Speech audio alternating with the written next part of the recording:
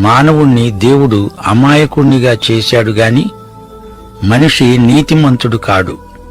మనిషిని దేవుడు అలా చేయలేదు. నీతి అంటే ఏమిటి? నీతి అనే దానికి అసలైన అర్థం ఏమిటంటే, శోధన వచ్చినప్పుడు లొంగకుండా నీ అమాయకత్వాన్ని రుజువు చేసుకోవడం. అది నీతి. శోధన నిన్ను అభివృద్ధి చేయగలదు, లేదా నిన్ను నాశనం చేయగలదు కూడా. శోధన వచ్చింది అంటే ఈ రెండిటిలో ఏదో జరిగి తీరుతుంది. ఏదెను తోటలో ఉన్నంత మాత్రాన ఆదాము హవ్వలకు శోధనలు రాకుండా పోవు. శోధనలు విశ్వాస పరీక్షలు. మానవుడు బాధ్యత గలవాడు.